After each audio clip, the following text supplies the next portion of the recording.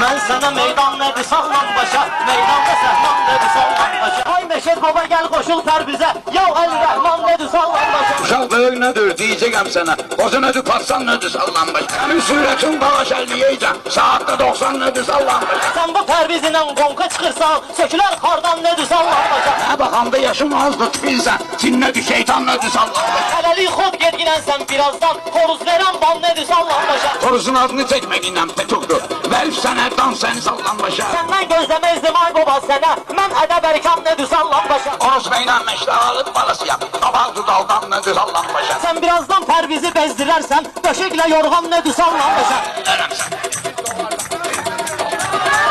Pərviz axı sənin öz millətindir, Azərbaycan nedir sallan başa. Səhəli məştəhaya qədər bilərsən, sonra nədir al nədir sallan başa. Sənin başın qoltuq altı görməyib, mən bu gecə ağam nedir sallan başa. Şərtdə çoxları Allah'ını qoğalı, xəlbəti pünhan nədir sallan başa. Sənin həmən söylədiyin qoğalı, sən tapdırın van nedir sallan başa. Sənin gelirləncən olar zirzəmi, mərtəbə eyvan nədir sallan başa. Mən qılınc çəkmişəm sıxma ürəkli, ay baba qalxan nedir sallan başa. Qılıncı nədir, öldürərəm sözümlə, bilərsən düşman nədir sallan başa. Sən mənə düşməndən söhbət eləginə, dostu mehriban nedir sallan başa. Bunlar buraya girməyibdir sənə görə, bu borda insan nədir sallan başa. Mən şirin deyirəm ilan zəhərini, verib bir isyan nedir sallan başa. Bunu necib başa salma axırayacaq, son qəbristan nədir sallan başa. Mən səni gərki indirib sözü ilə, sonra lütüryan nedir sallan başa. Lütfü alsa səni mən lütələrəm, sonra da şampan nədir sallan başa. Sən yəqin hələ tanımırsan məni, verdiğin elan nedir sallan başa. Hələlərəm inciyər içəlatın, daxili orqan nədir sallan başa.